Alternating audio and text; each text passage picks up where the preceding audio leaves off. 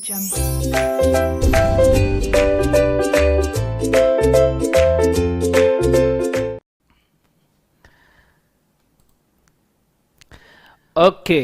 so hi everyone, this is Darshan Khare reporting live from Pune with the cameraman Darshan Khare only. ठीक है? So first and foremost thing, this is regular lecture for foundation batch for the purpose of law. And हम एक नई batch यहाँ से शुरू कर रहे हैं रेगुलर लेक्चर्स की, जिसके अंदर काफ़ी सारा कंटेंट, काफ़ी सारी डिलीवरीज मैं आपको बहुत अच्छे से बताऊंगा. तो जितने भी जन ऑनलाइन है फिलहाल, good morning Ankit, good morning Divyansh, good morning Priya, good morning Vinita, hi everyone. And whoever is seeing this lecture, सबसे पहला मेरा रिक्वेस्ट है, स्टे ट्यून्ड, पूरा लेक्चर देखे बगैर कहीं मत जाना, क्योंकि लेक्चर के अंदर काफ़ी सारा कंटेंट आएगा, काफ़ी सारी चीज़ें आएगी जो मुझे आपको थोड़ा सा एक्सप्लेन करना ज़रूरी रहेगा. ठीक है, लेक्चर शुरू करने के पहले we will start. Good morning Amarjeet, good morning Vivansh, good morning इंटर गौड, okay, Nayan Jain, hi everybody. ठीक है, फर्स्ट एंड फॉरमोस्ट थिंग, कुछ मेरे बारे में, फिर कुछ आपके बारे में, फिर हम जाएंगे सब्जेक्ट के बारे में और फिर बढ़ेंगे आगे. Because as this is the first lecture, तो मैं चाहता हूं कि थोड़ा सा इंटरेक्टिव सेशन हम क्रिएट करें, जिससे थोड़ा सा आपको भी आइडिया आए और आप थोड़े से कंफर्टेबल हो जाओ. नहीं तो ऐसा लगेगा कि ये कौन आ गया पढ़ाने में जिंदगी में, ये खुद ही तो बच्चा दिखता है, हमको और क्या पढ़ाएगा जिंदगी में. ठीक है, तो ऐसा ना हो, तो ये चीज़ के लिए so good morning everybody, good morning Nayan, good morning Vijay, good morning Ishita, good morning Pritesh, good morning Vedant, hi everybody. ठीक है, अभी गुड मॉर्निंग के मैचेस जैसे रोक दो, बिकॉज हमको कंटेंट भी कवर करना है. ठीक है, सो फर्स्ट कुछ मेरे बारे में. ठीक है, सो फर्स्ट थिंग, मेरा नाम है Darshan Khare, Darshan Deepak Khare, Darshan Deepak Deepti Khare, you can say. Mom का भी नाम लगाना चाहिए, जैसे कुछ क्रिकेटर टी शर्ट पे मॉम का नाम लगा के चलते हैं, that is good thing, she is also have built your life. So मेरा नाम है Darshan Deepak Deepti Khare and I belong from Amravati city. Amravati से मैं बिलोंग करता हूँ, महाराष्ट्र से. फिर मैं पूना में क्लासेस लेना शुरू किया है. मैं सीए बना है, मैंने सीए कंप्लीट किया है जून 2009 में. जून 2009 में एग्जाम था, क्योंकि तब इलेक्शंस थे. And I have completed CS in December 2010. मेरा सीएस दोनों हुआ है और मैंने बीकॉम भी किया है. सो आपने भी आई गेस बीकॉम वगैरह किया होगा. सो मैंने बीकॉम भी किया है. और फर्स्ट एंड फॉरमोस्ट थिंग, इसके साथ साथ मैंने नियरली 1-1.5 साल तक ऑडिट एक्सपीरियंस लिया है, कंपनी लॉ मैटर्स या लॉ मैटर्स का एक्सपीरियंस लिया है. मैंने बाकायदा जॉब किया था law matters regarding Finolex company, आपने शायद सुना होगा, स्पाइसर थर्मैक्स ये कंपनी आपने सुना होगा. तो इनके लॉ और ऑडिट मैटर्स के लिए as a consultant from the firm में वर्क करता था, एज ऑडिटर भी मैं वर्क करता था. तो उस जॉब का भी एक्सपीरियंस है.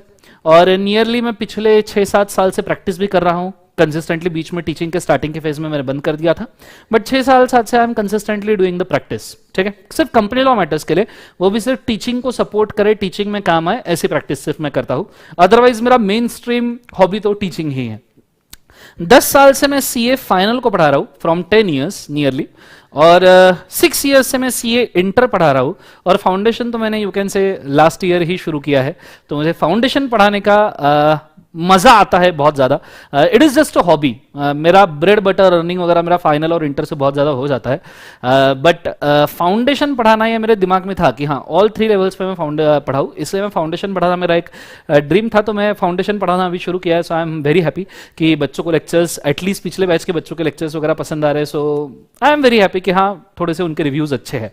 आप आपके सीनियर्स को पूछ सकते हो जिन्होंने मेरे लेक्चर्स देखे हैं. सो दे माइट टेल यू कि किस तरीके से पढ़ाता हूँ. मतलब ये जो आदमी जो खड़ा है आपके सामने, इसको पढ़ाते आता है क्या, ये आपको समझ में आ जाएगा. ठीक है, so this is in brief about me. Let's talk about you. First and foremost thing कि आप जितने भी फाउंडेशन के बच्चे हो, एक तो बहुत अर्ली जो प्रिपेयर कर रहे होंगे, माइट भी उनका एग्जाम May 21 होगा.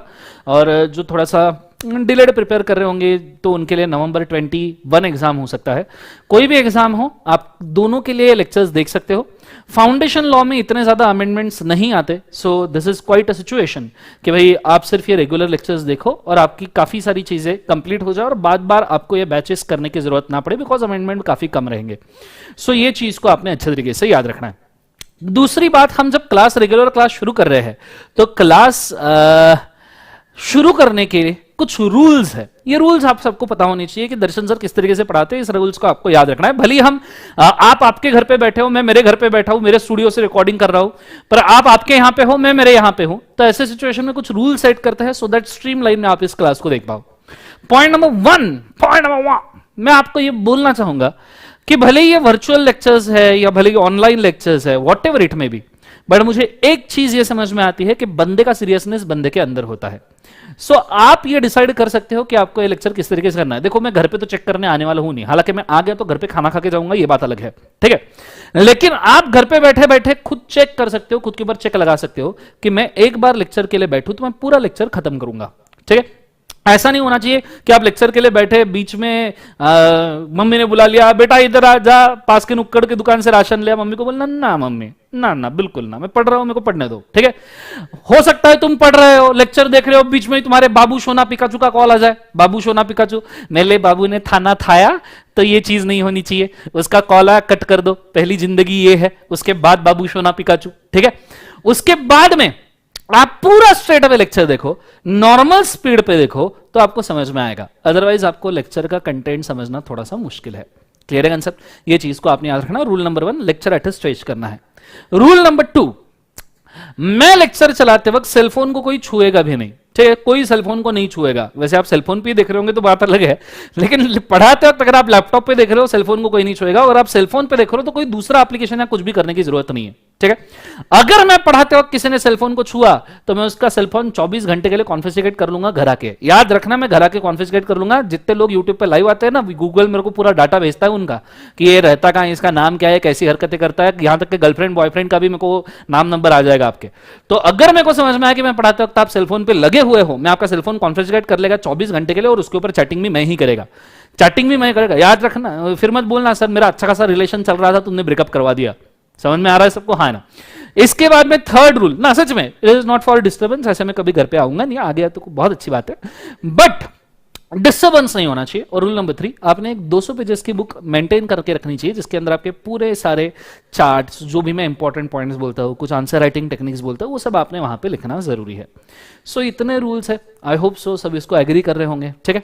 डेली मेरा बैच 12:15 से 1:15 बजे तक का बैच है, तो डेली एक एक घंटा हौले हौले पढ़ेंगे। मेरे को पढ़ाने का स्टेमिना काफी स्ट्रांग है, मैं 6-7 घंटे तक एट अ स्टेज पढ़ा सकता हूँ, लेकिन तुमको पढ़ने का स्टेमिना है क्या, ये भी एक मैटर है, इसलिए 1 घंटे की क्लास रहेगी। कभी अगर कुछ एक्स्ट्रा हो गया तो हम एक्स्ट्रा वाली बैच भी ले सकते हैं, ये चीज को आपने अच्छे तरीके से याद रखना। सो अगर किसी को इसके अंदर कोई क्वेरी है, ठीक है, ये क्या पुराने बैच के बच्चे आ गए क्या इसके अंदर चैटिंग में हैं नालायक लोगों? So thank you so much guys. So I hope so कि सबको रूल काफी अच्छे से समझ में आ रहे हैं, मैं क्या कह रहा हूं क्या नहीं। पुराने बैच के सभी नालायक लोग आ गए हैं, नालायक बच्चे हैं, बहुत बढ़िया, ठीक है। तुमको भी लॉ वापस से एक बार पढ़ना ऐसी इच्छा हो रही है मेरे को लगता है, ठीक है। चलो बहुत बढ़िया, आई एम सो हैप्पी, ठीक है। तो चलिए शुरू करते हैं, ध्यान देना, कॉन्सेंट्रेट करना अच्छे तरीके से। आज हम शुरू करने वाले सबसे पहला लेक्चर, पर आज आपको मैं कोई कंटेंट नहीं पढ़ाऊंगा, मैं आपको यहां तक के सिलेबस भी नहीं बताऊंगा, मैं आपको कुछ ही नहीं बताऊंगा, क्योंकि सबसे पहली चीज आज जो जरूरी है वो ये है कि आपको यह समझ में आए कि व्हाट इज लॉ। मैंने देखा है फाउंडेशन के बच्चे पूरा लॉ खत्म कर देते हैं, पर उनको यही नहीं पता होता कि लॉ क्या होता है। आप किसी भी फाउंडेशन को पूछ लो, मतलब जिसने मेरे लेक्चर शायद नहीं किए हैं उसको शायद ये डाउट होगा, पर मेरा हमेशा फर्स्ट लेक्चर सिर्फ एक ही वर्ड के ऊपर होता है, what is law, how it is prepared, how it is passed, और हम उसको क्यों फॉलो करें, ठीक है।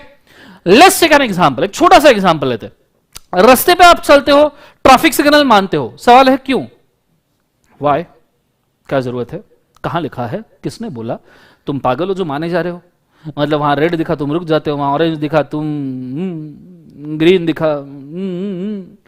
तो क्यों मान रहे हो, कहां लिखा है तुमने ये मानना चाहिए। कहीं तुम्हारे बर्थ सर्टिफिकेट के ऊपर लिखा है, कहीं तुम्हारे आधार कार्ड के ऊपर लिखा है, कहीं पैन कार्ड के ऊपर लिखा है, तुम्हारे मॉम डैड ने तुमको बोला नहीं बेटा मानना बहुत जरूरी है वरना हम तुमको फटके देंगे, कहां लिखा है ये, कहीं भी तो नहीं लिखा। तुमने अगर देखा होगा तो बताओ। सो मैं चाहूंगा कमेंट्स में आप बताओ कि ये कहां लिखा है कि तुमने भैया ट्रैफिक लॉ मानना चाहिए, ये कहां लिखा है लोगों ने इनकम टैक्स पे करना चाहिए, कहां लिखा कहां है, हम पागल जो माने जा रहे हैं। तो सबसे पहला सवाल है कि लॉ क्या है और हम इसको क्यों मान रहे हैं, तो ही जाके पढ़ने में मजा आएगा।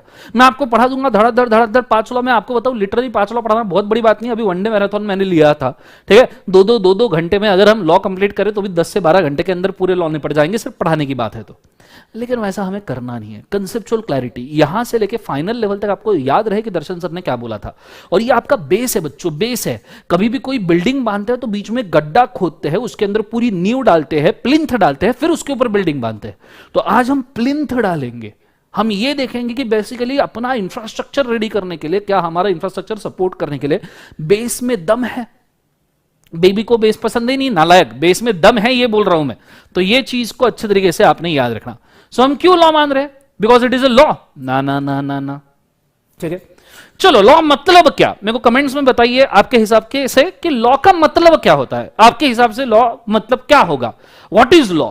ठीक है, कुछ भी जो आपके मन में आंसर है आप कमेंट में डाल सकते हो, मेरे को कोई दिक्कत नहीं है। ठीक है, आप स्टूडेंट हो, गलती करना आपका हक है। मैं टीचर हूं, आपको सही राह पे लेके आना मेरा हक है, तो मैं लेके आऊंगा, पर आप गलती करो तो बेटर है। तो what is law? What do you think? Rules. Prachi Gawande बोल रही है, इफ आई एम प्रोनाउंसिंग, मैं किसी का नाम मिस प्रोनाउंस कर दूं तो आई एम वेरी सॉरी। ठीक है, लेकिन किसी ने कमेंट किया है कि सर ये रूल्स है, ये कानून है। किसी ने लिखा सर कानून है, कानून के हाथ बड़े लंबे होते हैं। चलो बहुत बढ़िया।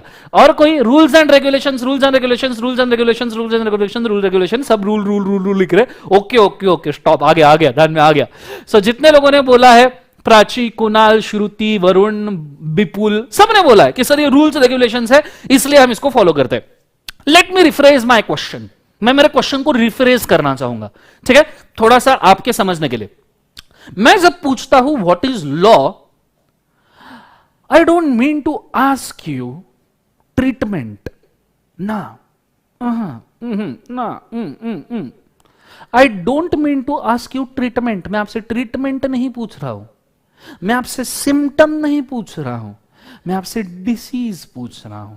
डिसीज जैसे कोरोना इज अ डिसीज, ठीक है, उसका ट्रीटमेंट है, ट्रीटमेंट वैसे कोरोना का है नहीं, पर उसका ट्रीटमेंट है इम्यूनिटी बूस्ट करो, ठीक है, एंटीवायरल दवाइयां लो। So corona is a disease. Corona के सिम्टम है बुखार आना, सांस लेने में तकलीफ होना, गले में खराश होना, ये कोरोना के सिम्टम है। मैं आपको सिम्टम नहीं पूछ रहा हूं, मैं आपको ट्रीटमेंट नहीं पूछ रहा हूं, मैं पूछ रहा हूं डिसीज क्या है। अब जितने लोगों ने यहां पे ये बोला है कि sir rules regulation, rule regulation, rule regulation, कानून, रूल रेगुलेशन, सबने नियरली वही आंसर दिया। मुझे एक बात समझाओ, मुझे एक बात का आंसर दो, रूल्स और रेगुलेशंस ये डिसीज है या ये ट्रीटमेंट है? बताओ मुझे कमेंट्स में कि भाई जो रूल्स रेगुलेशंस बनाए हैं ये डिसीज है या ट्रीटमेंट है? बताओ जरा कमेंट्स में, क्या लगता है आपने जो रूल्स रेगुलेशन सबने जो लिखा, जितने लोगों ने, ऑब्वियसली कोई मतलब ऑब्वियसली आपने जो सोचा है वही लिखा, उसके ऊपर कोई ऑफेंड नहीं है मेरा, पर मैं कंसेप्चुअली बॉटम लाइन पे लेके जाना चाहता हूं आपको। सो मुझे बताओ, rule regulation banana whether it is a disease और इट इज अ ट्रीटमेंट। शानदार, बहुत होशियार बच्चे हैं सब, तो मतलब वर्चुअल में भी समझ में आ रहा है, तो आई एम वेरी हैप्पी कि भैया सबने बोला कि इट इज अ ट्रीटमेंट, मतलब सबको समझ में आ रहा है कि भाई रूल रेगुलेशन लगाना है, ट्रीटमेंट है। लेट्स टेक एग्जांपल, आपके घर का एग्जांपल लेते हैं, छोटा सा, 1 मिनट जाएगा पर काम अच्छा समझ में आएगा। पार्टी करते हो सब जन, पार्टी पार्टी, अभी तो पार्टी बाकी है, सब बोल रहे हैं sir it is a treatment. मतलब देखो सबको समझ में आ रहा है, वेदांत, रघुवंश, उसके बाद में माही, सब बोल रहे हैं ट्रीटमेंट है, बहुत बढ़िया, ईशिता वगैरह सब बोल रहे ट्रीटमेंट है, मतलब ये समझ में आया ट्रीटमेंट है। लेट्स टेक एक छोटा सा एग्जांपल, आपको समझ में आएगा, ठीक है, छोटा सा एग्जांपल। आप जब पार्टी करते हो तो पार्टी नॉर्मली दोपहर को तो कोई पार्टी करता है नहीं, दोपहर को कौन धूप में जाके नाचेगा, पागल लोग हैं ऑब्वियसली ना। आप पार्टी करते हो, आप शाम को पार्टी करते हो, 7-8 बजे के बाद पार्टी करते हो, 12th का रिजल्ट आया, 10th का रिजल्ट आया, पार्टी करने की इच्छा से जाते हो बाहर, आप आपके मॉम डैड को पूछते हो। कभी अगर आप आपके मॉम डैड को बिना पूछे 7-8 बजे, 9 बजे, 10 बजे के बाद, जो भी आपका डेडलाइन होगा घर का, उसके बाद आप बाहर रह के देखो, जब उनको थोड़ी सी चिंता हो उसके बाद, नहीं देखो मत, ऐसा मत करना, और करो तो मेरा नाम मत लेना, नालायक हो, ठीक है, मैं पहले ही बोल रहा हूं, बाहर रहो रह सकते हो लेकिन मेरा नाम मत लेना। पर अगर आप घर के बाहर थोड़ी देर ज्यादा रह जाओ ना, इमीडिएटली आप जब घर आओगे, तो आपके पेरेंट्स बोलेंगे इतनी देर बाहर कहां था?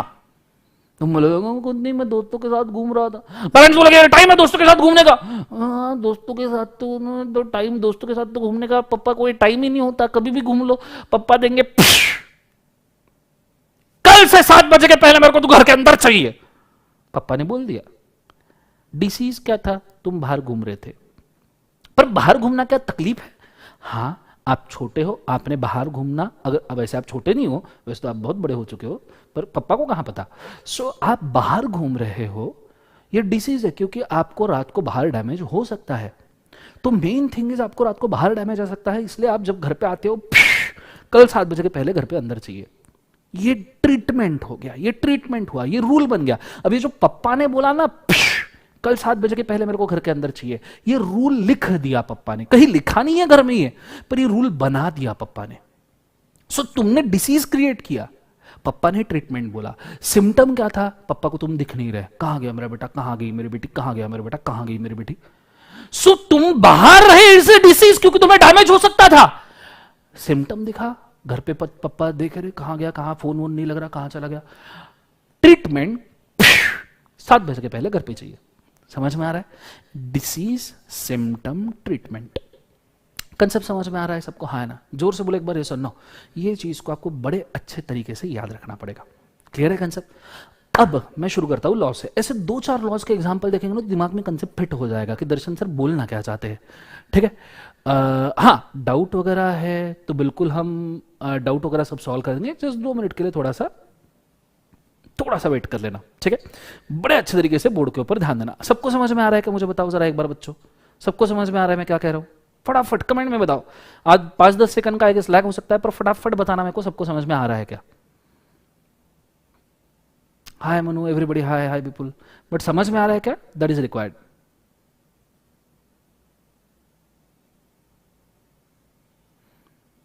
चलो बहुत ही बढ़िया। अब हम स्टार्ट करते हैं, अगर सबको समझ में आ रहा है तो। अब मैं एग्जांपल्स के साथ स्टार्ट करता हूं। ठीक है? एक एक एग्जांपल लेंगे, धीरे धीरे लेंगे, होली होली लेंगे, समझ में आएगा। अब थोड़े से लॉ के हिस्ट्री से शुरू करते हैं। मैंने आपको तरीका तो बोल दिया। चलो, बहुत सारे बच्चे बोल रहे हैं यस करके, शानदार। नेहा, मनु, नासिक कौन है? ओके, सबके नाम पढ़ना मेरे लिए पॉसिबल नहीं होगा, content first, but thank you so much जितने लोग रिप्लाई कर रहे हैं, जानदार। ठीक है? अब शुरू करते हैं लॉ के हिस्ट्री से कि भाई लॉ पहले कहां बनाया गया था। सो सिंपल सी बात है, अगर मैं बोलूं तो इस अर्थ पे, इस धरती पे अगर कोई सबसे पुरानी सिविलाइजेशन हमें पता है तो दोज आर नॉर्मली इजिप्टिशियंस। मतलब सिविलाइजेशंस बहुत थी, मायान्स थे, एस्टिक्स थे, गॉथिक्स थे, वाइकिंग्स थे, लेकिन उसमें से सबसे एडवांस सिविलाइजेशन कोई थी जिन्होंने बहुत बड़े इंफ्रास्ट्रक्चर क्रिएट किए, दोज वर इजिप्टिशियंस। इजिप्टिशियंस पिरामिड अभी भी बरकरार है अगर आप ठीक से देखो तो। क्लियर है कंसेप्ट सबको? हाँ ना? सो अगर मैं आपको बोलूं तो लॉ ये स्टार्ट होता है 3000 बीसी से।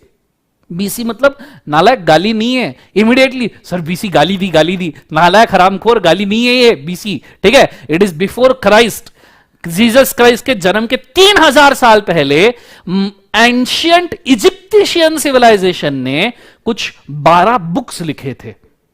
उन 12 बुक्स के अंदर इजिप्टिशियन लोग किस तरीके से काम करेंगे, किस तरीके से उनके काम चलेंगे, सोशल इक्वालिटी क्या है, इंपार्शियलिटी क्या है, इसके बारे में उन्होंने रूल्स बनाए थे। तो दुनिया के पहले लॉज ये इजिप्टिशियन ने बनाए थे। इजिप्टिशियन लोग इसको ड्राफ्ट करते थे। उसके बाद अगर मैं आपको बोलूं तो उसके बाद बहुत सारे लोगों ने लॉ बनाए, और आज के डेट में इस दुनिया का सबसे बड़ा कोई लॉ है या सबसे बड़ा कोई कॉन्स्टिट्यूशन है तो मैं फक्र के साथ यह कहता हूं कि कॉन्स्टिट्यूशन ऑफ इंडिया। तुमने भी ऐसे कॉलर टाइट कर लो, जिसके पास कॉलर नहीं होगा वो भी टाइट कर लो कॉलर। ठीक है? फक्र के साथ तुमने बोलना चाहिए कि कॉन्स्टिट्यूशन ऑफ इंडिया ये आज तक का लिखा हुआ सबसे बड़ा कॉन्स्टिट्यूशन है पूरी दुनिया में। दुनिया में 205 के आसपास कंट्रीज है भैया, उसमें से इंडिया इकलौती ऐसी कंट्री है जिसका कॉन्स्टिट्यूशन सबसे बड़ा है। 444 आर्टिकल है। 444 आर्टिकल मतलब सीए वाले आर्टिकल नहीं नालायक, 444 आर्टिकल मतलब 444 क्लॉजेस लिखे हैं। यही वो कॉन्स्टिट्यूशन है जिससे आपको फ्रीडम मिलता है, फेयरनेस मिलता है, आपको आपके बेसिक राइट्स मिलते हैं, आपको ह्यूमन राइट्स मिलते हैं। यही वो कॉन्स्टिट्यूशन है। यह कॉन्स्टिट्यूशन में 444 क्लॉजेस है, 12 शेड्यूल्स है और न्यूमरस नंबर ऑफ अमेंडमेंट्स है। Total number of words written in constitution are रफली 1,17,369 वर्ड्स। ये दुनिया का सबसे बड़ा कॉन्स्टिट्यूशन है। ये चीज को आपको समझना जरूरी है। अब अगर मैं सिंपली एक सवाल पूछूं जो मेरा पहले से था, चलो मैंने ये तो बोल दिया हिस्ट्री क्या है और सबसे बड़ा लॉ क्या है, what is law and why it is required. Let's take example. मैंने आपको आपके पार्टी का बाहर जाने का एग्जांपल दिया, एक और एग्जांपल लेते हैं। Let's take example. स्टोनेज पता है सबको? स्टोनेज पता होगा, पत्थरों का जमाना, पथरीले लोग। ठीक है? जब वो पत्थरों का बहुत ज्यादा इस्तेमाल करते थे, पत्थरों से ही सब बनाते थे, पत्थरों से हथियार, पत्थरों से लोगों को मारने के लिए, पत्थरों से यू कैन से टूल, सब पत्थर का बना। दिल भी पत्थर नहीं, तब दिल पत्थर का, दिल तो पत्थर का अब है, तब तो बहुत सॉफ्ट दिल हुआ करता था। एनीवेज, स्टोनेज सब पत्थर के लोग रहते थे। तब हमारे पास कोई व्हीकल नहीं थे, तो हमारे पास 2 ही तरीके थे कहीं पे भी जाने के। एक तो खुद भागो या किसी एनिमल के ऊपर चढ़ के चले जाओ। ये 2 ही तरीके होते हैं, एक तो खुद भागो नहीं तो किसी एनिमल के ऊपर चढ़ के चले जाओ। तब हमारे पास कोई गाड़ियां वगैरह नहीं थी। फिर धीरे धीरे, एग्जाम्पल दे रहा हूं मैं, ठीक से सुनना, धीरे धीरे सिविलाइजेशन एडवांस हुई, चक्के का इजाद हुआ, चक्के का इजाद हुआ, लोगों को समझ में आया चक्का वगैरह यूज कर सकते। फिर हमने एनिमल्स को यूज करना शुरू कर दिया, एनिमल्स को राइड करना शुरू कर दिया। अब एनिमल्स को भी खुद का दिमाग होता है, एनिमल्स भी कोई एक्सीडेंट वगैरह नहीं करते। आपने हार्डली कभी देखा होगा कि एक घोड़ा बम जोर जोर से भागता आया और दूसरा घोड़ा भागता आया, दोनों घोड़े भिड़ गए, अनलेस और अनटिल दे आर फाइटिंग। ऐसे कभी नहीं होता दो घोड़े भिड़ गए या दो बैलगाड़ी आई भिड़ गई, अनलेस और अनटिल इट इज रेसिंग या फिर वॉर वाला सिचुएशन है। सो बेसिकली देखा जाए तो हमने जब प्राणियों को भी भगाना शुरू किया ना, तब भी कोई रूल नहीं था। फिर हमने मोटार व्हीकल का इजाद किया, ऐसे व्हीकल्स जो हम खुद चलाएंगे, पर व्हीकल को खुद का दिमाग नहीं होता, व्हीकल दिमाग यूज करती है चलाने वाले का। अगर मैं गाड़ी चला रहा हूं तो मेरे पास दिमाग होना चाहिए कि व्हीकल कैसे चल रहा है, ठीक है। हालांकि इंडिया में लोगों के पास तो दिमाग ही नहीं होता है, बट व्हीकल चलाने के लिए आप इंडिया का ट्रैफिक देखो, कितना शांत तूफान, मतलब प्यार करने की इच्छा हो जाती है जिंदगी के अंदर। कंसेप्ट समझ में आ रहा है सबको, हाँ ना। सो हमने व्हीकल का इजाद किया, चक्के का इजाद हुआ, व्हीकल का इजाद किया, और फिर उसके बाद में लोगों ने व्हीकल कैसे के कैसे चलाना शुरू कर दिया, भाम भूम किधर के किधर भी। अब हम आज के डेट में अगर आए तो आप थोड़ा सोचो, आपके पास व्हीकल है, आई गेस नियरली आप सब 18 साल के ऊपर होंगे, 18 साल के नीचे होंगे तो आई गेस व्हीकल चलाना नहीं चाहिए। माइनर लोगों, 18 साल के जो नीचे होते हैं उन्हें हम कहते हैं नाबालिग। नाबालिग लोगों 18 साल के नीचे हो, व्हीकल चलाने नहीं चाहिए बिना लाइसेंस के। सर मेरे पास लर्निंग लाइसेंस है, तो चला बेटा, कोई दिक्कत नहीं, ठीक है। लेकिन आजकल आप व्हीकल चलाते हो, लेट्स इमेजिन, 2 मिनट के लिए इमेजिन करते हैं, सुहानी सी सैटरडे की शाम है, पैंडेमिक वाली नहीं, कोरोना वाली नहीं है, कोरोना में तो कहीं जा नहीं सकते। इमेजिन करो थोड़ी सुहानी सी सैटरडे की शाम थी, तुम घर पे बोर हो रहे थे, तुम्हारे दोस्त का फोन आया, हेलो मेरे भाई, तुम बोलते हो oh boy how are you boy, वो बोलता है I am fine but I am getting bored, I am getting bored. तुम बोलते हो क्या हो गया भाई, वो बोलता है चल भाई घूम के आते, हरियाली देखते हैं। हरियाली, हरियाली तो समझ गए होंगे नालायक लोग हैं। तो आपके दोस्त ने आपको फोन किया, बोलता है चल भाई हरियाली देख के आते हैं। क्यों वाला हरियाली, चल देख के आते। गाड़ी निकाली और तुम जिस सिटी में रहते हो उस सिटी का सबसे हरियाली वाला एक रोड होता है। मैं बहुत सारे सिटी में तो नहीं गया हूं, पूना में एक हरियाली वाला रोड है, एफसी रोड, जहां बहुत हरियाली होती है। दिल्ली में मैंने सुना है कनॉट प्लेस, बहुत हरियाली होती है। इंदौर में मैंने सुना है 56, बहुत हरियाली होती है। ऐसे को 2-4 जगह के पता है, सभी जगह के नहीं पता। तो ऐसी हरियाली वाला जगह होती है जहां पे आप आपके दोस्त को लेके जाते हो। अब इमेजिन करो, तुम जिस हरियाली के जगह पे जाओगे वहां पैदल तो नहीं जाओगे, तुम शाइन मारने के लिए बाइक लेके जाओगे, बम बम बम, उसमें भी वो बाइक केटीएम की रही तो केटीएम, रॉयल एनफील्ड रही तो हार्ली डेविडसन रही तो समझ में आ रहा है सबको, हाँ है ना। सो तुम हरियाली वाली जगह पे चले गए और बाइक लेके ब्रुम ब्रुम ब्रुम ब्रुम। अब समझो तुम हरियाली वाली जगह पे गाड़ी चला रहे हो और गाड़ी तुम चलाते हो सीधी, पर तुम्हारी नजरें होती है टेढ़ी। तुम्हारी नजरें कहां होती है? टेढ़ी। समझो तुम गाड़ी चला रहे हो और तुम्हें कोई सीन दिख गया, आहा वाह वाह वाह वाह वाह वाह, जिंदगी में वाह वाह वाह, मतलब गाड़ी जा रही है सीधी, नजरें जा रही है टेढ़ी, ब्रर, चलो और अच्छा सीन दिख गया, अरे बाप रे मां कसम तूफान, चलो और भारी सीन दिख गया, अरे सर गाड़ी तो मैंने ठोक देनी है, नालायक पूरे गौर से देख रहे हो। अरे मिंटू से तुम गाड़ी चला रहे हो और तुम्हारा ध्यान नहीं है, तुम्हारा ध्यान नहीं है, तो तुम गाड़ी ठोक दोगे। बोलो हाँ या ना, गाड़ी ठोकोगे नहीं ठोकोगे? इधर नहीं ठोकनी है गाड़ी, नालायक, इनको नहीं ठोकनी है, ये हरियाली है, इधर नहीं, इधर। तो तुम गाड़ी ठोक दोगे, तुम्हारे वजह से ट्रैफिक जाम हो जाएगा। हो सकता है तुम्हें कोई अच्छा सीन दिख जाए, तुम गाड़ी वही रोक के देखते बैठो, तो तुम्हारे वजह से ट्रैफिक जाम हो जाए। अब देखना, गाड़ी तुम्हारी, दिमाग तुम्हारा, चला तुम रहे हो, ठोकी तुमने, ट्रैफिक जाम तुम्हारे वजह से, गाड़ी ठोकी। अच्छा, जो लोग बहुत गौर से देख रहे हैं उनके लिए भी फोटो है और देखो गौर से, हाँ नालायक लोगों, पहले फोटो देखो, लगे या वाह वाह शानदार तूफान। अब देखो हाँ कितना मस्त फोटो है ना, यही देखना, लेट्स गो। सर तुमने गाड़ी ठोकी, गाड़ी ठोकने की वजह से क्या होता है? आदमी आईसीयू में एडमिट होता है, फर्स्ट थिंग। ट्रैफिक जाम होने से क्या होता है? सिर्फ तुम्हारा नहीं, आसपास के सभी लोगों का टाइम बर्बाद होता है। जब ऐसे बहुत सारे लोगों ने यह करना शुरू कर दिया, ट्रैफिक जाम, गाड़ी ठोकना बहुत सारे लोगों ने शुरू कर दिया, तो अल्टीमेटली हुआ क्या? गवर्नमेंट को लगा ये कुछ सही बात नहीं है, तो गवर्नमेंट ने उठा के तुम जैसे दीवानों के लिए, तुम जैसे आशिकों के लिए, तुम जैसे हरियाली प्रेमी लोगों के लिए, तुम जैसे विटामिन ए की डिफिशियंसी वालों के लिए, विटामिन ए की डिफिशियंसी समझते हो ना, आंखों के लिए विटामिन ए बहुत जरूरी होता है, तुम जैसे विटामिन ए की डिफिशियंसी वालों के लिए गवर्नमेंट ने एक नया लॉ लाया, इंडियन मोटर व्हीकल एक्ट 1988, जिसको तुम प्यार से बोलते हो traffic control law. Traffic control law नाम के इंडिया में कोई चीज नहीं है, इंडिया में एक ही है, पूरा व्हीकल का और ट्रैफिक का एक ही लॉ है, Indian motor vehicle act. Year है 1988 में लॉ बनाया गया था। इसी के अंदर आपके सभी ट्रैफिक साइन डिक्लेयर होते हैं, सभी traffic sign, every goddamn traffic sign is declared here. जो भी U turn, up U turn, ऊपर वाला टर्न, नीचे वाला टर्न, जमीन के अंदर का टर्न, जमीन के बाहर का टर्न, टी टर्न, सब सब सब, बैन, स्पीड लिमिट, सब ये इसके अंदर बोला गया है। और जो आपके ट्रैफिक सिग्नल होते हैं ना, ग्रीन, ऑरेंज, रेड, ये भी इसके अंदर बोले हैं। हालांकि हमारे यहां ट्रैफिक सिग्नल का मीनिंग ही अलग होता है, उन्होंने लिखा किस तरीके से और हमने लिया किस तरीके से। हमारे यहां ग्रीन का मतलब होता है लेट्स गो, ऑरेंज का मतलब बाकी देशों में होता है लेट्स स्टॉप, हमारे यहां ऑरेंज का मतलब है let's go fast. Green let's go, orange let's go fast, और रेड मतलब इफ देयर इज नो मामू, मामू नहीं है, लेट्स गो। बराबर है, यही तो हमारे ट्रैफिक नालायक लोगों, बिल्कुल गाड़ी ना चलाना, जो लोग ऐसा सोचते हैं ट्रैफिक खराब करके रख दोगे तुम। ये है इंडियन मोटर व्हीकल एक्ट, जिसके अंदर ये सब चीजें लिखी गई है। कंसेप्ट समझ में आ रहा है मैं क्या कह रहा हूं? जोर से बोलो, बोलो समझ में आ रहा है, नहीं आ रहा है? ये चीज को आपने बड़े अच्छे तरीके से याद रखना चाहिए। क्लियर है कंसेप्ट? अब देखो, डैमेज था, ठीक है, जैसे तुम पार्टी गए थे तो तुमको डैमेज हो सकता था, ये गाड़ी चला रहे इनको डैमेज हो सकता है, उसके लिए रूल बनाए गए इंडियन मोटर व्हीकल एक्ट में और उसको लॉ डिक्लेयर कर दिया गया। ऐसे ही लॉ बनता है। सो मैं कहना क्या चाहता हूं, मैं इन द क्रक्स, सर आप बोलना क्या, कहना क्या चाहते हो सर? तो मैं यहां ये कहना चाहता हूं, the law is not made for preparation sake, law is not made for preparation sake, the situation demands the law, situation law को डिमांड करती है। कभी भी लॉ ऐसे बनाने के लिए नहीं बनाया जाता कि चलो पार्लियामेंट के पास बहुत ज्यादा समय बना देते हैं 4-5 लॉ, इसलिए नहीं, सिचुएशन को डैमेज होता है इसलिए लॉ बनाया जाता है। मतलब मैं ये दावे के साथ कह सकता हूं, छाती ठोक के दावे के साथ मैं ये कह सकता हूं कि आज तक का इंडिया का लॉ कभी भी नहीं बनाया होगा अनलेस और अनटिल सिचुएशन में डैमेज नहीं होगा। अगर सिचुएशन में डैमेज है तो लॉ बनाएंगे, अदरवाइज टाइम वेस्ट क्यों करेंगे?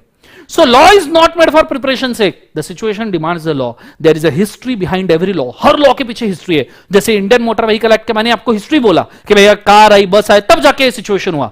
If you read the history thoroughly, it will help you to understand the law better. अगर आप हिस्ट्री बहुत अच्छे से पढ़ते हो तो लॉ आपको बहुत बढ़िया तरीके से समझ में आएगा। फॉर एग्जाम्पल्स, कुछ एग्जाम्पल देना चाहूंगा जो हिस्ट्री के हैं, जो आपको समझाएंगे कि लॉ हिस्ट्री से इंस्पायर होके, सिचुएशन से इंस्पायर होके आया है, तो शायद आपको ये समझ में आएगा।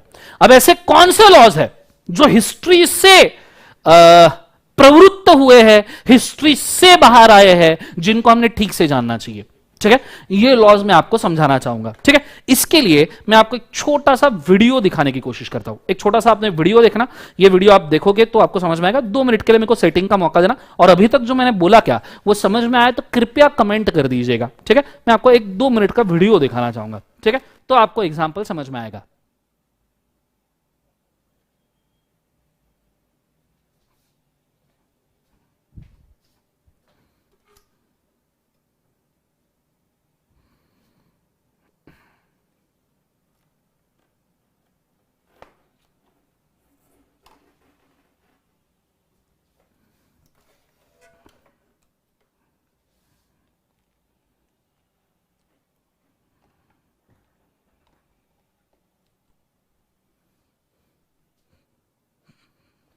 चलो, समझ में आ रहा है सबको? ये क्लास मई 21 एंड नवंबर 21 दोनों के लिए बेटा।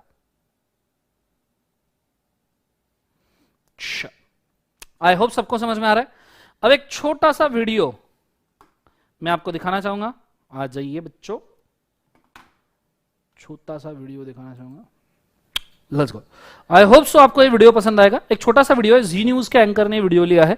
वैसे मैं किसी न्यूज चैनल या पॉलिटिकल पार्टी को बिल्कुल सपोर्ट नहीं करता, पर ये वीडियो इसलिए दिखाना जरूरी है टू मेक यू अंडरस्टैंड कि भाई सिचुएशन की वजह से लॉ आया। अच्छा, किसी ने कमेंट में लिखा है सर आप तो ये समझा रहे हो कि लॉ क्यों बनाया गया। ऑफकोर्स बेटा, मैं समझा रहा हूं लॉ क्यों बनाया गया, तभी जाके तो आप ये समझोगे कि लॉ होता क्या है। अगर आप किसी चीज के पीछे का हिस्ट्री और रीजन ही नहीं जानते कि क्यों बनाया जाता है, तो आप कैसे समझोगे कि वो चीज क्या है? ठीक है, और लॉ में तो बहुत ज्यादा जरूरी है, तो थोड़ा सा पेशेंस रखिए, मैं समझा के जरूर जाऊंगा आपको, ठीक है, डोंट वरी। सो मैं यहां पे शुरू कर रहा हूं, बड़े अच्छे तरीके से ध्यान देना, कॉन्सेंट्रेट करना अच्छे से, आपको वीडियो दिखाना जरूरी है। Let's manage the sound.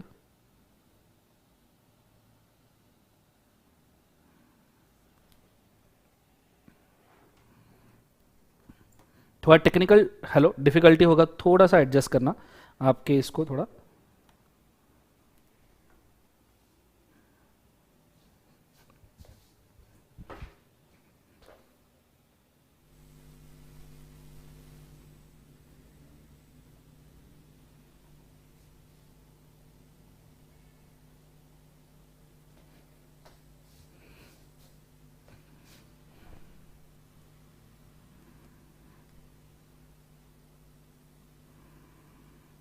Bhopal में औद्योगिक आतंकवाद की सबसे बड़ी घटना हुई थी। इस औद्योगिक आतंकवाद में न तो हथियार चले थे और न ही किसी का खून बहा था, लेकिन फिर भी भोपाल की सड़कों पर लाशों के ढेर बिछ गए थे। अमेरिकी कंपनी यूनियन कार्बाइड का कारखाना उस रात एक मर्डर करने वाली मशीन में बदल गया था। आज यूनियन कार्बाइड का वीरान कारखाना औद्योगिक आतंकवाद का सबसे बड़ा सबूत बनकर भोपाल गैस त्रासदी के पीड़ितों का मजाक उड़ा रहा है। हजारों लोगों का कातिल यूनियन कार्बाइड का चेयरमैन वॉरेन एंडरसन भ्रष्ट राजनेताओं और अफसरों की मदद से लचर कानून व्यवस्था का फायदा उठाकर पहले भोपाल से भागा, भोपाल से गया, फिर भारत से। Okay, now this video is about what. आपने शायद सुना होगा भोपाल गैस ट्रेजेडी, ठीक है। वॉल्यूम थोड़ा सा एडजस्ट करना पड़ेगा, मैंने वही बोला बेटा, आपके सेलफोन से थोड़ा सा वॉल्यूम इधर उधर एडजस्ट करना, सिर्फ 2 मिनट की बात है, क्योंकि बेसिक क्या हुआ था ये मैं एक्सप्लेन कर दूं, फिर थोड़ी देर वीडियो देखेंगे, फिर आगे बढ़ेंगे। सिचुएशन था कि 1983 में there was a Bhopal gas tragedy करके एक बहुत बड़ा ट्रेजेडी ऑकर हुआ था फॉर द पर्पज ऑफ कि एक कंपनी थी यूनियन कार्बाइड कंपनी, जो केमिकल प्लांट मेंटेन कर रही थी, केमिकल्स मैन्युफैक्चरिंग कंपनी थी, और उसका जो ओनर था वॉरेन एंडरसन। नॉर्मली आप जब केमिकल कंपनी बनाते हो या केमिकल मैन्युफैक्चरिंग कंपनी बनाते हो तो आपको स्टोरेज एरियाज को बहुत सिक्योर रखना पड़ता है, क्योंकि वहां पे कोई डैमेज ना हो। पर कुछ हादसे की वजह से भोपाल में ये जो केमिकल मैन्युफैक्चरिंग कंपनी थी, इसका स्टोरेज लीक हो गया और मिथिल आइसोसाइनाइड नाम का एक जो सब्सटेंस था वो हवा में रिलीज हो गया भोपाल के शांति लोकेशंस में, और रातों रात 3000 लोग मर गए। रातों रात मतलब भोपाल के उस शांति लोकेशंस के 3000 लोग रातों रात मर गए। तो जो एंडरसन था, जैसे ही इसको पता चला, वो इंडिया से भाग के इंडिया से निकला और यूएस में भाग गया, यूएस में फरार हो गया। तो this news is about that, मतलब आपको समझ में आएगा कि इस न्यूज का सबसे बड़ा सिचुएशन क्या क्रिएट होता है। सो आपको देखना है वीडियो, अगर देखना है तो मैं कंटिन्यू करता हूं, अदरवाइज मैं थोड़ा समअप कर दे इमीडिएटली अगले कंटेंट पे जाऊंगा। अगर देखना है तो बताइए मुझे, थोड़ा सा वॉल्यूम एडजस्ट कर लीजिएगा, ठीक है। 2-3 दिसंबर में ये हुआ था, राइट, बराबर है। सो थोड़ा सा एडजस्ट कर लीजिए, फिर आगे बढ़ेंगे।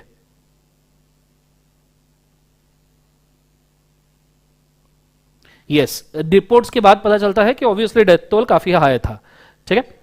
सो 2 मिनट के लिए हम वीडियो देखेंगे, ज्यादा देर भी नहीं, मतलब जिसको नहीं देखना है उसका कोई टेंशन नहीं, बट इसके कुछ कंसेप्ट आपको समझ में आने चाहिए जो बहुत जरूरी है। रेडी? इस और आखिर में वो दुनिया पर लाश आज से ठीक 32 साल पहले मध्य प्रदेश की राजधानी भोपाल में औद्योगिक आतंकवाद की सबसे बड़ी घटना हुई थी। इस औद्योगिक थे और न ही किसी का खून बहा था, लेकिन फिर भी भोपाल की सड़कों पर लाशों के ढेर बिछ गए थे।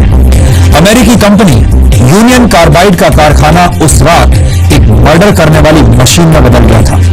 आज यूनियन कार्बाइड का वीरान कारखाना औद्योगिक आतंकवाद का सबसे बड़ा सबूत बनकर भोपाल गैस त्रासदी के पीड़ितों का मजाक उड़ा रहा है।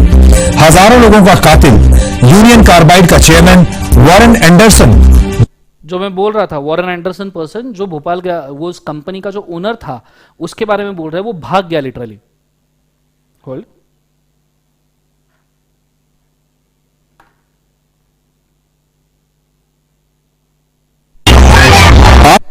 यूनियन कार्बाइड का कारखाना उस रात एक मर्डर करने वाली मशीन में बदल गया था। आज यूनियन कार्बाइड का वीरान कारखाना औद्योगिक आतंकवाद का सबसे बड़ा सबूत बनकर भोपाल गैस त्रासदी के पीड़ितों का मजाक उड़ा रहा है। हजारों लोगों का कातिल यूनियन कार्बाइड का चेयरमैन वॉरेन एंडरसन भ्रष्ट राजनेताओं और अफसरों की मदद से लचर कानून व्यवस्था का फायदा उठाकर पहले भोपाल से भागा, भोपाल से गया, फिर भारत से, और आखिर में वो दुनिया से भी चला गया, लेकिन हम उसका कुछ बिगाड़ नहीं पाए और हमारा कानून और हमारे राजनेता उसका कुछ नहीं बिगाड़ पाए। इस रात भोपाल की हवा में घुला जहर अब उतना खतरनाक नहीं है, लेकिन 32 साल बाद भोपाल की चौथी पीढ़ी भी इस औद्योगिक आतंकवाद के नतीजे भुगत रही है। मतलब ये बहुत ड्रास्टिक, अब मैं बस इतना ही दिखाना था। सिंपली इनका कहना क्या है, जो न्यूज रिपोर्टर है, और वो ऐसा नहीं है कि न्यूज रिपोर्टर पैसे वगैरह खिला के इनसे करवाया गया है, क्योंकि ये न्यूज अभी अभी आया था 1983 का, अगर भोपाल गैस का ट्रेजेडी है, और वो अगर न्यूज अभी पब्लिश कर रहे हैं, क्योंकि वो भोपाल गैस का ट्रेजेडी का एनिवर्सरी था और समथिंग वो सेम डे था 2-3 दिसंबर का, तब ये न्यूज आया था। सो अगर वो सेम न्यूज पब्लिश कर रहे हैं तो ऑब्वियसली इसमें पैसे वैसे खिलाने का कोई सीन नहीं है, कोई भी पॉलिटिकल पार्टी को इसको कोई एडवांटेज नहीं है। तो नॉर्मली मैं आपको वही न्यूज दिखा रहा हूं जिसके अंदर अडल्ट्रेशन या मटिलेशन के चांसेस काफी कम है। क्यों ये न्यूज दिखाया गया, I will tell you. First and foremost in 2-3 दिसंबर को ये जो हादसा हुआ था मध्य प्रदेश के शांति लोकेशंस में, इस यूनियन कार्बाइड कंपनी के इस भोपाल गैस ट्रेजेडी में 5 लाख लोगों से ज्यादा लोग इसके चपेट में आए हैं। मतलब अगर मैं बोलूं तो उस रात ही 3000 के आसपास लोग मर गए। वहां से लेके अभी तक टेंटेटिवली अगर हम ये बोले तो नियरली हम ऐसा कह सकते हैं कि भैया 4000 के आसपास डेथ हुई है, और परमानेंटली डिसेबल लोग नियरली 40,000 के आसपास परमानेंटली डिसेबल लोग हैं, और वो भी ये न्यूज चैनल के रिव्यूज है, इससे ज्यादा भी हो सकते हैं जो नहीं मिले। और एडिशनली अगर मैं आपको बोलूं तो 8000 वहां उस वक्त ही 4000 मर गए थे, अभी तक 8000 लोग मर गए हैं, और 5 लाख से ज्यादा लोग इसके चपेट में आए हैं। मतलब इस गैस लीक की वजह से आप ऐसा कह सकते हो कि 4 जनरेशन तक के इस गैस के इफेक्ट दिख रहे हैं। और जो ओनर था वॉरेन एंडरसन, वो इंडिया से भागा भागा 2014 में उसकी मौत हुई यूएस में कैलिफोर्निया में, और उसके तरफ से इंडियन गवर्नमेंट को 700 करोड़ रुपए का कंपेंसेशन वसूलना था, जो इंडियन गवर्नमेंट वसूल नहीं पाई। अब आपको मैं बताऊं, देखो हादसा किस दिन हुआ था। हादसे का डेट देखो 2-3 दिसंबर 1984, और जो लॉ बनाया गया है, मैं आपको जो एग्जांपल दे रहा था ना कि देखो लॉ किस दिन का है, इससे बहुत ज्यादा फर्क पड़ता है क्योंकि ये हिस्ट्री से बनाया जाता है। तो जो बच्चों लॉ बनाया गया है, ये लॉ आप देखोगे तो बनाया गया है Bhopal gas leak disaster processing of claim act 1985। मतलब ऑब्वियसली डैमेज पहले हुआ, सिचुएशन पहले आई, बाद में लॉ बनाया गया। तो आप ऐसा कोई लॉ नहीं देखोगे जो पहले बनाया गया बाद में सिचुएशन आई। ऑब्वियसली इंसान को समझेगा कैसे लॉ बनाना है, इंसान को समझेगा लॉ बनाना है तब जब ऑलरेडी डैमेज कर चुका हो, जब डैमेज दिखता हो तो हम सोचेंगे कि लॉ बनाना है, अदरवाइज हम लॉ क्यों बनाएंगे। तो ये एक एग्जांपल हुआ कि सिचुएशन लॉ, ये बहुत क्लासिक एग्जांपल है लॉ बनाने का। और उन्होंने देखो लॉ का नाम भी क्या रखा है, processing of claim. Processing of claim मतलब हादसा हो गया, अब जिन लोगों को कंपेंसेशन देने हैं, जिन लोगों को क्लेम देने हैं, उनको किस तरीके से हम गवर्न करेंगे, ये यहां पे बोला गया है। कंसेप्ट समझ में आ रहा है सबको, हाँ है ना। तो ये चीज बहुत बढ़िया तरीके से बच्चों आपको समझना जरूरी है कि लॉ कैसे आता है। एक और एग्जांपल लेते हैं, डाउरी प्रोहिबिशन। डाउरी सुना होगा, डाउरी हुंडा, बारातियों का स्वागत तो पान पराग से ही किया जाए, ठीक है। आजकल डाउरी ये बहुत बड़ी चीज होती है, ठीक है। तो ये चीज को भी आपने याद रखना चाहिए। डाउरी प्रोहिबिशन एक्ट 1961 में बनाया गया, हुंडा बंदी, डाउरी बंदी। तो ये बनाया गया 1961 में, दहेज बंदी। पर मुझे एक बात बता, डाउरी क्या 1960 में या फिर 1961 के बाद हुआ था? डाउरी तो राजा महाराजाओं के जमाने से चलता रहा। आपने मूवी देखे होंगे जोधा अकबर, बाहुबली, उसके अंदर तो आपने देखा होगा कितना बड़ा डाउरी देते हैं। कंसेप्ट समझ में आया एकदम, हाथी घोड़े पालकी सब भेज देते हैं लड़की के साथ में। तो ये डाउरी प्रोहिबिशन एक्ट 1961 में बनाया गया था, पर डाउरी तो सालों से चलता रहा है, मतलब सिचुएशन पहले था, लॉ बाद में बना। चलो और क्लासिक एग्जांपल देता हूं, द बेस्ट वन, ठीक है। फोटो देखा है? बोलो बोलो, फोटो देखा? देखा है तो जरूर मुझे जरा सा नाम बता दो, ये कौन है, तो मेरे को समझ में भी आए कि आपने न्यूज देखे हैं या नहीं देखे हैं, ठीक है। बताओ बताओ जल्दी, नाम बताओ मेरे को सब, I am waiting, I am waiting. Kasab, कुत्ता, शानदार, जबरदस्त, ठीक है। अगर आपने ठीक से देखा होगा कसाब, सबको पता होगा ये कसाब है करके, ठीक है। सब everyone knows this is the Kasab, right everybody, yes no. चलो बहुत बढ़िया। कसाब को हैंग टिल डेथ का सजा मिला था, हैंग टिल डेथ का। आपको यकीन नहीं होगा, कसाब ने नियरली 200-300 लोगों को रेलवे स्टेशन पे मार दिया। एडिशनली कितनों को मारा वो भी एक डाटा है। और इसको जब हैंग टिल डेथ की बात चल रही थी तो ह्यूमन राइट्स वाले इसके साथ में आ गए थे। कि नहीं इट इज एंटी ह्यूमन, इसको अच्छा खाना दो, बिरयानी खिलाओ, ये काम चल रहा था वहां पे ह्यूमन राइट्स वालों की वजह से। मेरी तो इच्छा हो गई थी भैया इसके साथ में उनको भी चढ़ा दो, ठीक है, एक ही बार का निपटारा हो जाए। तो सबको शायद पता होगा कि ये कसाब है। क्लियर है कंसेप्ट? जेठालाल कहां से आया? नालायक आदमी, जेठालाल है क्या ये? ठीक है, जैन जेठालाल है क्या? आगे सो कसाब। अब इसको हैंग टिल डेथ हुआ था, साथ में संजू बाबा, संजू बाबा के ऊपर की केस चला था, अभी तो मूवी भी आई थी। संजय दत्त जी को आर्म्स एक्ट के अंदर कॉन्विक्ट किया गया। संजय दत्त जी को जब पूछा कि आपके पास AK-47 और ग्रेनेड क्यों आए, तो उन्होंने बोला कि मैंने मेरे प्रोटेक्शन के लिए AK-47 और ग्रेनेड रखे थे। मेरे को एक चीज समझ में नहीं आती, आपने आपके प्रोटेक्शन के लिए AK-47 रखी, क्यों रिवॉल्वर नहीं मिलती, लाइसेंस रिवॉल्वर नहीं मिलती? और आप तो सेलिब्रिटी थे, एज अ सेलिब्रिटी स्टेटस तो आपको बहुत जल्दी रिवॉल्वर, लाइसेंस रिवॉल्वर मिलना चाहिए था। आपके डैड सेलिब्रिटी है, उनको भी रिवॉल्वर मिलना चाहिए। नहीं, मेरे प्रोटेक्शन के लिए मैंने AK-47 रखी। कल मैं बोलूंगा मेरे प्रोटेक्शन के लिए मैंने रॉकेट लॉन्चर रखा है, कि भाई मेरे को धोखा लगा, मैंने फायर कर दिया, बूम, 2, 5, 50 घर उजाड़, क्या ये चलेगा? मेरे प्रोटेक्शन के लिए मैंने मिसाइल खरीद के रख लिया है, पैसा मेरे पास में, एक मस्त मिसाइल ले लिया 100-200 करोड़ का, और मेरे घर का जो कंपाउंड है उसके ऊपर लगा के रख दिया। किसी ने भी मेरे से पंगा लिया, प्रोटेक्शन। कंसेप्ट समझ में आ रहा है? क्या ये जायज है? नहीं। एनीवेज, जो उनके साथ हुआ वो बात अलग है। पर आप देख सकते हो इनको जिन लॉ में पनिशमेंट मिलना चाहिए था या मिला, that is prevention of terrorism act 2002। Prevention of terrorism act 2000 कौन सा है बोले एक बार, 2। आपको यकीन नहीं होगा, इंडिया में पहले टेररिज्म का एक लॉ था, दैट इज 1985 वाला, जिसका नाम था टाडा। टाड़ा लगा ऐसा कहा जाता था, that is terrorism and disruptive activities act, जिसके अंदर संजय दत्त को पहले कॉन्विक्शन में लाया गया था। लेकिन यह लॉ बहुत कमजोर था, जिस वजह से टेररिस्ट के प्रति हम बहुत सीवियर पनिशमेंट नहीं दे सकते थे। तो ये लॉ तब से अमेंड करने की बात चल रही थी, चलो इसको अमेंड करो, अमेंड करो, अमेंड करो, पर पार्लियामेंट वालों के पास समय नहीं था करप्शन से। ठीक है, करप्शन से कुछ समय निकलेगा तो लॉ बनाएंगे ना, पार्लियामेंट वालों के पास कोई समय नहीं था भैया, तो उन्होंने 1985 से लेके टाडा चेंज ही नहीं किया। 2001 में जब पार्लियामेंट के ऊपर हमला हुआ, जब पार्लियामेंट पे हमला हुआ, जहां ये सब लोग बैठते हैं, वहां जब हमला हुआ तो इन सब की फटके हाथ में आ गई।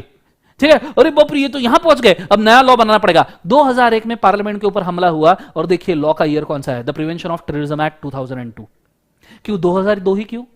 क्यों उसके पहले 2000 में नहीं बन सकता था, 1999 में बन सकता? वैसे भी तो टाडा आपने 1995 तक के रखा था, उसके बाद तो नए लॉ का आपने ड्राफ्ट बनाना शुरू कर दिया था। नहीं, बोले हमारे पास नहीं पहुंचे, अभी हमारे पास पहुंच गए, यहां बम फोड़ दिया हमारे बाजू में नीचे, तो हम बनाएंगे नया law, prevention of terrorism act 2002। Situation demands the law भाई, बाकी लोग मरे, इनको कोई लेन देन नहीं है।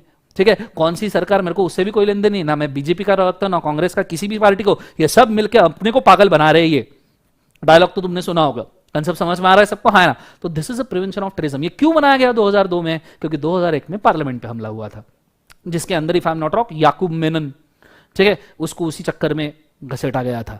अफजल गुरु, याकूब मेनन, आपने शायद सुना होगा इनके बारे में। तो this is prevention of terrorism activity 2002। सो मैंने आपको अभी इतने एग्जाम्पल दे दिए जस्ट ये समझने के लिए कि भाई पहले लॉ आता है, पहले सिचुएशन आता है, फिर लॉ आता है। सिचुएशन डिमांड्स द लॉ, और इसीलिए वन लॉ बनाया जाता है। तो अब सुनो लॉ क्या है। ठीक है, अभी मैंने बोला लॉ क्यों आया, मैंने आपको क्या पूछा था, लॉ क्या है, तो अब सुनो लॉ क्या है। लॉ ये वो ट्रीटमेंट है, लॉ सिम्टम नहीं है, लॉ डिसीज नहीं है। लॉ ये वो ट्रीटमेंट है जो हुए हुए डिसीज को खत्म करे और आगे वापस आने से रोके।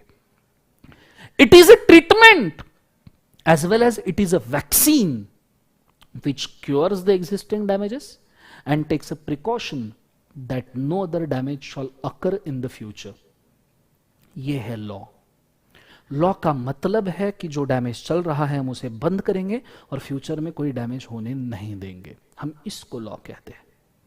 सो ये चीज को आपने याद रखना, कोई भी लॉ आप इसके बाद देखो तो आपको समझ में आना चाहिए कि पहले इसने डैमेज रोका है और आगे, पहले इसने डैमेज खत्म किया है और अब आगे आने से रोक रहा है। कोई भी लॉ उठा के देख लो, एनी गॉडडैम लॉ आप बोलो, इसको हम लॉ कहते हैं। कंसेप्ट समझ में आ रहा है सबको? हाँ ना? जोर से बोलो ऐसा ना। सो मैं आपको बोलना चाहूंगा, ठीक है, कि आप 1-2 सेंटेंस आपके नोटबुक में अभी रिकॉर्ड करके रखो। पहला सेंटेंस है ये वाला, ठीक है, ये सेंटेंस बहुत इंपॉर्टेंट है। फिर इसके नीचे हम लॉस के नाम लिखेंगे। कोई दिक्कत है तो मुझे पूछ सकते हो, मैं उसको आंसर करने की कोशिश करूंगा। Go for it fast.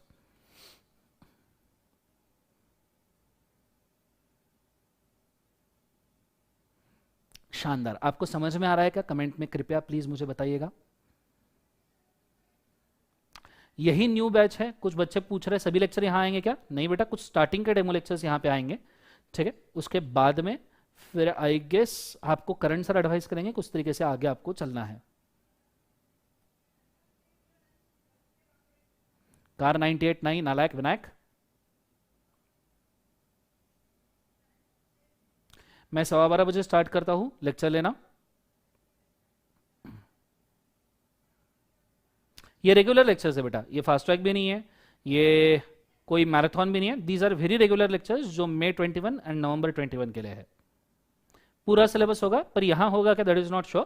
पूरा सिलेबस यहां हम कुछ पहले डेमो लेक्चर्स ले रहे हैं।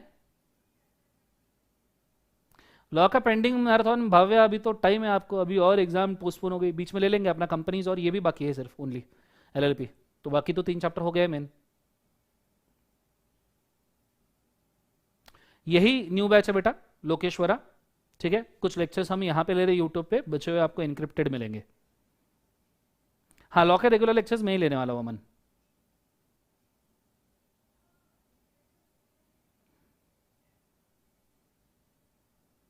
चलो डन। ये सेंटेंस लिख लिया सबने, नोट कर लिया? नोटबुक में नोट करना जरूरी है, टाइम पास ना करना। मैं जितना बोल रहा हूँ take it as regular lecture, सब नोट करके रखना, बार बार लेक्चर देखने की जरूरत ना पड़े, नोटबुक में ही सब होना चाहिए। अब ये सेंटेंस आपने लिख लिया होगा सबने, आई होप हो गया सबका। आज से ही रेगुलर लेक्चर शुरू है बेटा। चलो, ये सेंटेंस आपका लिखना हो गया होगा, तो इसके बाद में आपने ये लॉ के सिर्फ नाम लिखना है, पूरा थीसिस नहीं लिखना है, सिर्फ लॉ का नाम लिखना है, सो दैट एग्जांपल आपको समझ में आए, और कभी पूछा तो आप एग्जांपल भी कोट पर हो, ठीक है। Bhopal gas leak disaster processing of claim act, ये लिखना है आपको पहला नाम।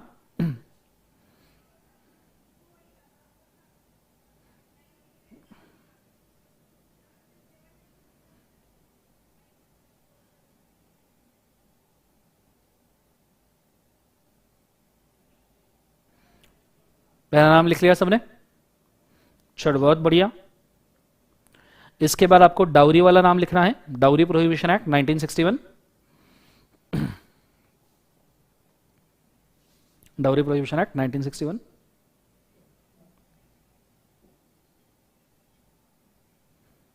चलो डन। वेलकम बेटा, welcome so much, thank you so much and welcome भी। So next one, the prevention of terrorism activity, ये तीसरा। ये सिर्फ नाम लिखने हैं, मतलब आपको नाम पढ़ के याद आ जाए कि सर ने बोला क्या था, ठीक है।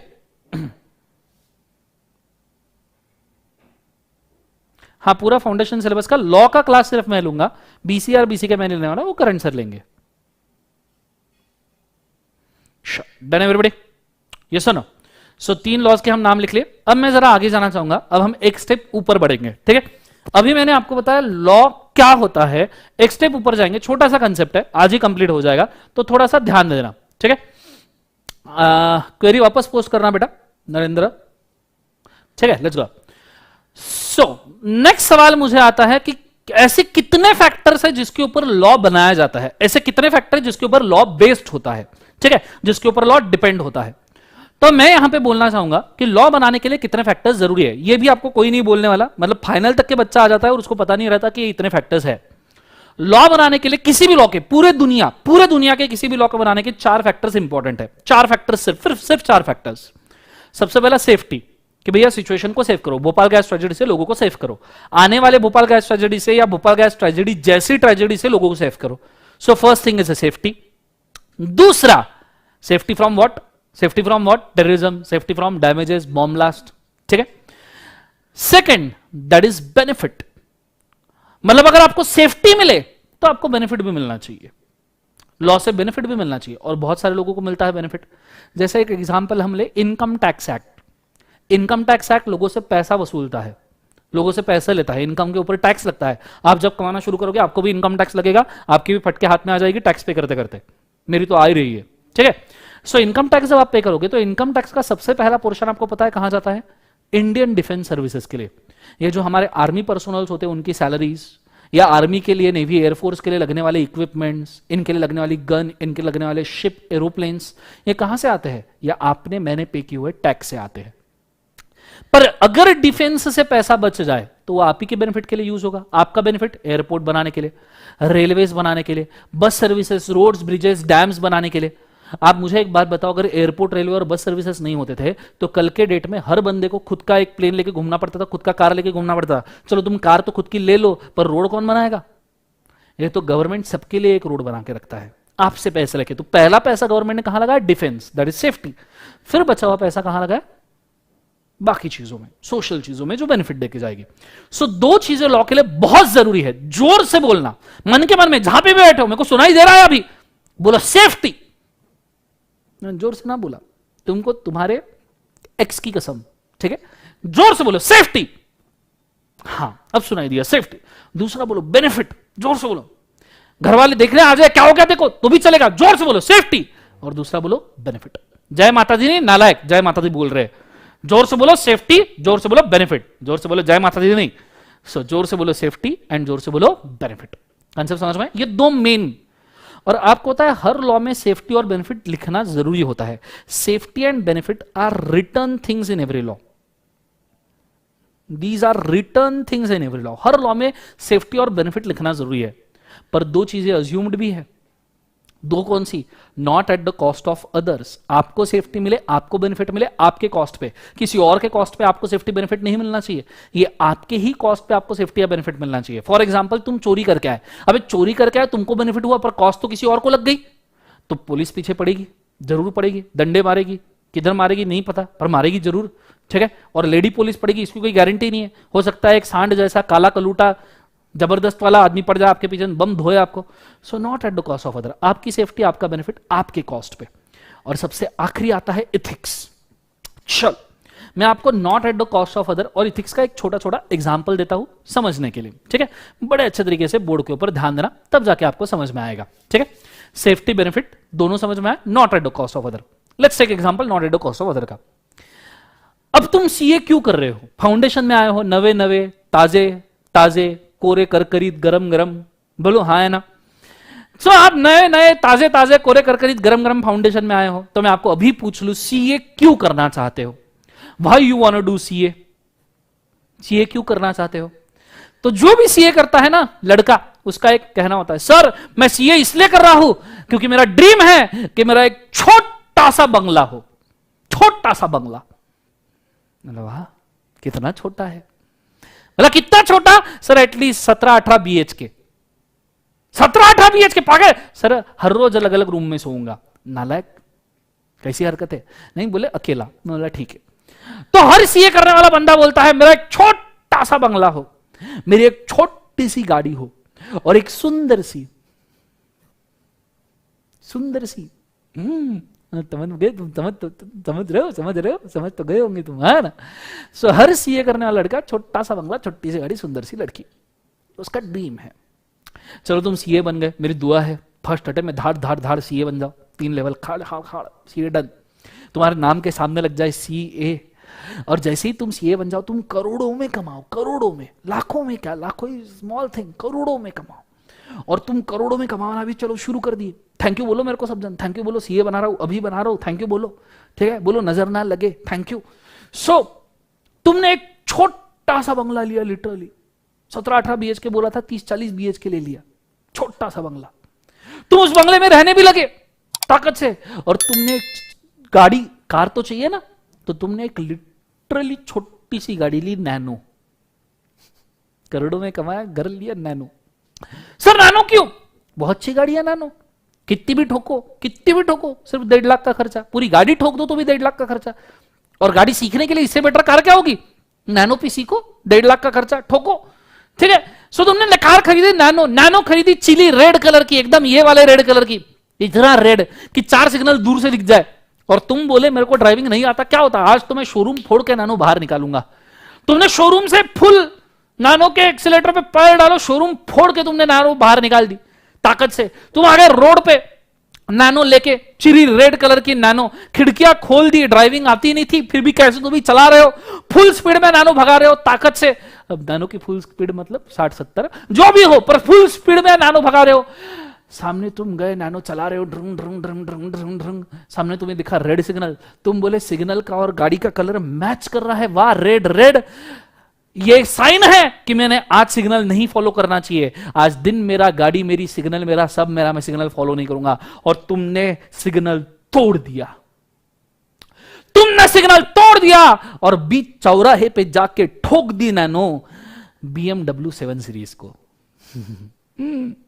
BMW 7 सीरीज को तुमने नैनो ठोक दी, नालायक।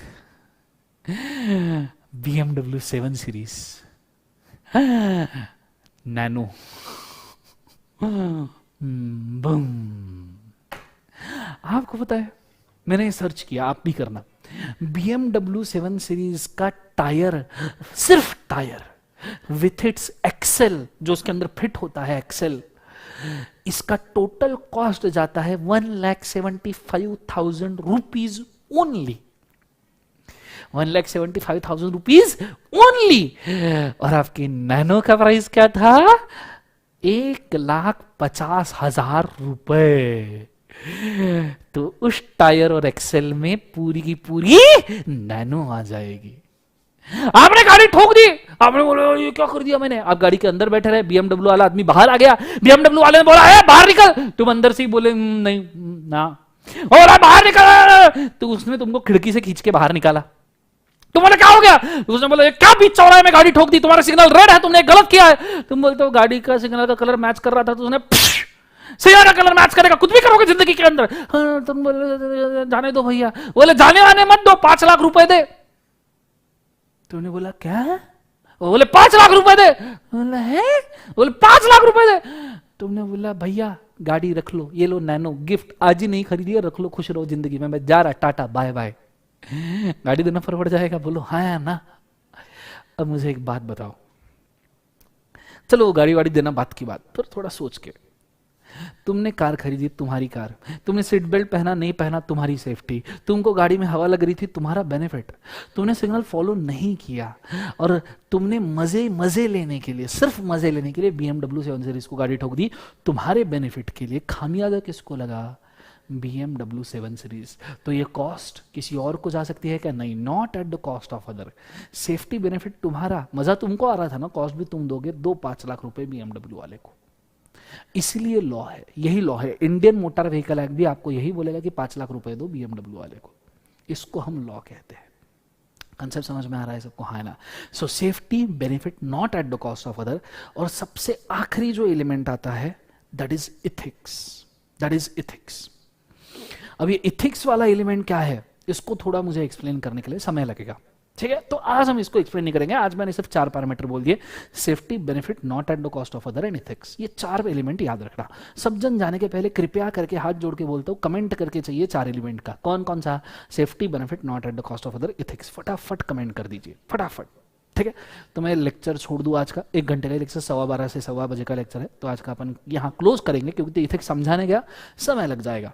तो सिर्फ बता दीजिए सेफ्टी, बेनिफिट, नॉट और not at the cost of other, ethics. साथ में मुझे ये भी बताइए आपको लेक्चर कैसा लगा, ठीक है? समझ में आ रहा है क्या? क्योंकि पहली बार स्टूडियो से फाउंडेशन पढ़ा रहा हूँ, मुझे खुद नहीं पता कि मैं टीवी से बात कर रहा हूँ, दीवारों से बात कर रहा हूँ, माइक से, कैमरा से बात कर रहा हूँ। सो प्लीज बताइएगा आपको लेक्चर कैसा लगा, ठीक है? फटाफट फटाफट सब जन लिखेंगे। तुमको तुम्हारे एक्स की कसम याद रखना था, एक्स की कसम तुमको तुम्हारे। और पसंद आया तो प्लीज लाइक करके जाइए, मतलब आने वाले लोगों को भी लाइक पर से समझ में आएगा कि लेक्चर देखना चाहिए नहीं देखना चाहिए।